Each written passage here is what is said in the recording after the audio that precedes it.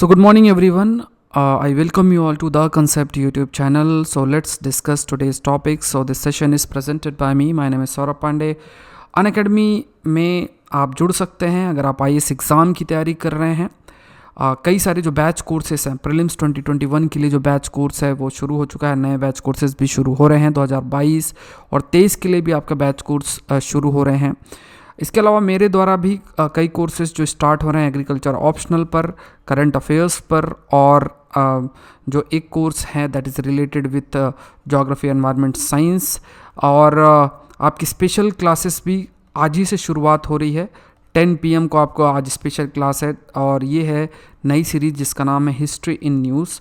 सो जो special classes coming 15 days में mainly जो एरियाज़ कवर करेंगी वो है mapping, history, news and geography environment science.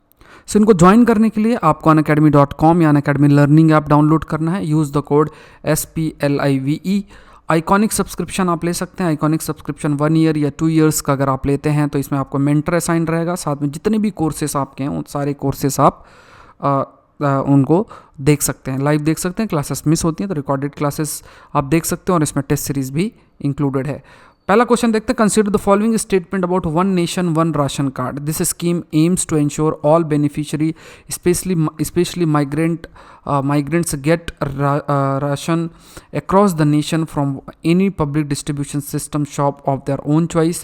Finance Minister announced plan for nationwide rollout of the scheme in all the states and union territory by March 2021. Any citizen will be eligible to get the benefit of this scheme across the country. यहाँ पे आपको correct statement बताना है। सो यहाँ पे जो first statement है, this statement is related with जो पहला स्टेटमेंट है कि ये one nation one ration card का scheme aims to ensure all beneficiaries, जितने भी बेनिफिशरीज हैं जो माइग्रेंट्स हैं वो उन्हें दे गेट राशन, वीट है, राइस है, दूसरे फूड ग्रेन्स है अक्रॉस द नेशन। मतलब जैसे आपका जो राशन कार्ड है वो एक ही स्टेट में अप्लीकेबल हो रहा है तो वो सारे देश में अप्लीकेबल हो सके।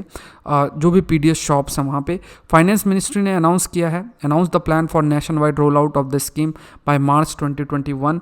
Any citizen will be eligible to get the benefit of this scheme across the country.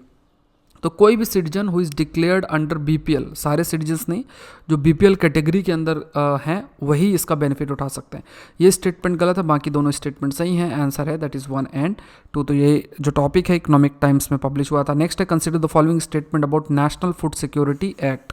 Provides for 5 kg of food grains per month to be provided to 2/3 of the country at the subsidized rate of ₹5 per kg of wheat and ₹8 per kg of rice, covered 67% of the country's population including 75% of the rural population and 50% of the urban population।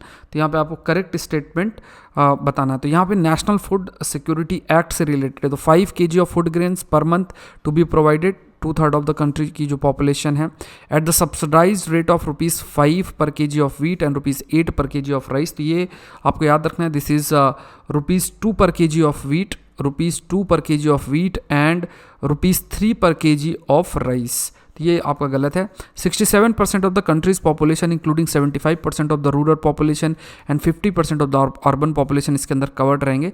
तो जो answer है that is 1 and 3। Consider the following statement about All India Council for Technical Education AICT, national level apex advisory body to conduct a survey on the facilities available for all education। जितने भी जो भी infrastructure है वो infrastructure सही है, नहीं है, सही है ना, तो उस पर बेस्ड आपका पूरा सर्वे करना। नेशनल लेवल जो एपेक्स एडवाइजरी बॉडी है जो सर्वे करेगा जितनी भी फैसिलिटी अवेलेबल एजुकेशन के लिए, खास तौर से जो टेक्निकल एजुकेशन है।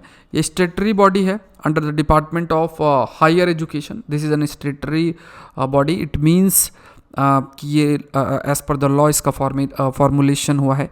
यहाँ पे अगर पहला स्टेटमेंट देखोगे, national level apex advisory body, ये national level apex advisory body है जो कि टेक्निकल एजुकेशन के लिए है। याद रखना है, ऑल एजुकेशन यहाँ लिखा है, टेक्निकल एजुकेशन के लिए। तो ये आपका गलत हो गया statement. According to new norms, prospective engineering students will not have to mandatory study maths and physics in class 12। मतलब 12th के बाद भी अगर वो इंजीनियरिंग लेना चाह रहे हैं, जरूरी नहीं वो मैथ्स और फिजिक्स को ही पढ़ें। तो यहाँ पे ये दो स्टेटमेंट सही हैं देखा जाए तो जो आंसर है that is D 2 and 3। Next है consider the following statement about recent EU European Union resolution LGBTIQ freedom zone, lesbian, gay, bisexual, trans, non-binary, intersex, queer. So LGBTIQ persons everywhere in the EU should enjoy the freedom to live and publicly show their sexual orientation and gender identity without fear of intolerance, discrimination or prosecution. ये एक point highlight किया गया है। दूसरा है authorities at all level of governance across the EU should protect and promote equality and fundamental rights of all.